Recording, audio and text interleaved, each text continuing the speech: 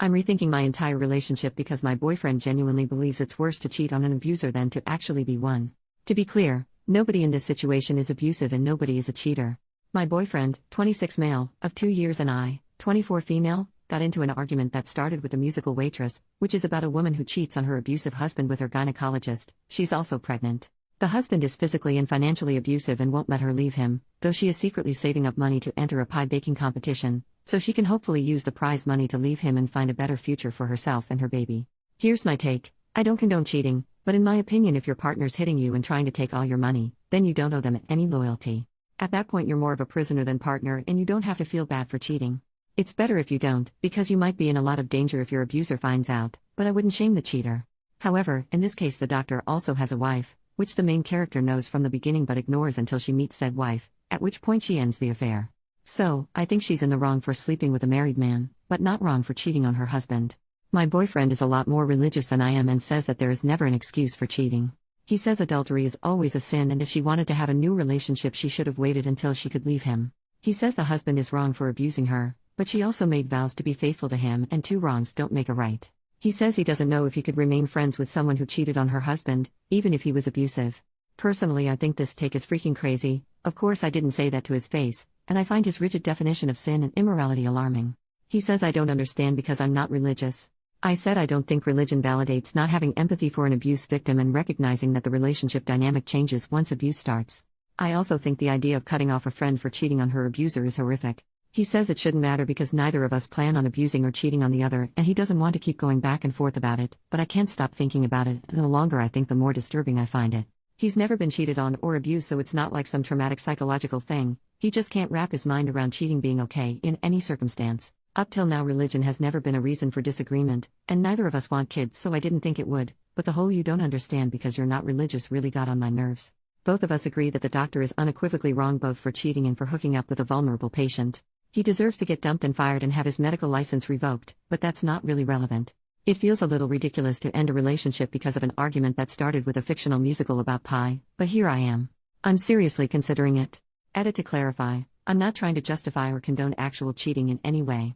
I would never encourage or support someone to cheat, no matter their circumstances. The point of disagreement is that I think the cheater being an abuse victim who can't leave is reason to have compassion for why they did it, and it's messed up to end a friendship over that. Update the next day. First off, thanks for all the replies to the original post. The reason I turned to Reddit was because he was shutting down conversation while I wasn't ready to let it go, and you guys helped me figure out why exactly it bothered me and how to organize my thoughts to better communicate them. As most of you said, the core issue wasn't really about the musical or hypothetical situation, it was about the implication of underlying principles that I didn't agree with and the inconsistency in his religious beliefs, as well as the tone of religious superiority that got to me. So, I brought it up again last night, over FaceTime. We don't live together, fortunately, and he was quite upset that I wouldn't let it go because I'm normally not argumentative like this. It's true that I usually try to find common ground or compromise, but I thought that was weird of him to say. At this point I felt pretty guilty about not letting it slide and I considered dropping it, but I'd spent too much time thinking about it to let it go, and boy am I glad I didn't. I started by asking about why this was a situation that could be dictated solely by religious doctrine, while he's fine with things like premarital lovemaking, abortion, homosexuality, etc. He gave evasive answers for a ridiculously long time, but eventually it all came out. He is uncomfortable with gay people and distances himself from them too. What about our gay friends? Apparently they're my friends, not our friends. I guess we've only hung out with them in larger groups. Why has he never said anything about this before, even when I excitedly told him that 2 of our female friends were engaged? Apparently he thinks he shouldn't have had to say anything, and I should have known he's not okay with people who live in sin. Also, this couple won't really be married. Huh? I go to Pride every year to support my LGBTQ+ friends. He never criticized me for doing that, so why would I think he had a problem with it? I'm a quiet person by nature, it's not like I don't give him a chance to share his opinion. At this point I start to get really suspicious. I then ask him about abortion and being okay with not wanting kids. Turns out he does want kids. He tried to convince me that I misunderstood when he said he didn't want kids, and he was just saying that he wasn't ready for kids yet but would be in the future. This is an outright lie. I've known since I was about 14 that I never want kids, and I have never wavered on that. I always bring this up within the first few dates, and I distinctly remember him saying that he was looking forward to child-free adulthood, and how much freedom dinks, double income no kids, have.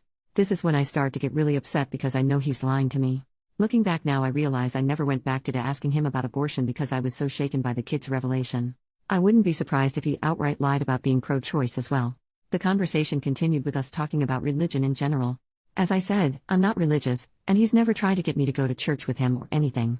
I was raised by immigrant parents who practice a minority religion, but they are not devout/they favor scientific explanations, and they raised me to be respectful of others' beliefs. I thought he understood that. In the past he's asked me about cultural and religious customs and seemed respectful and interested.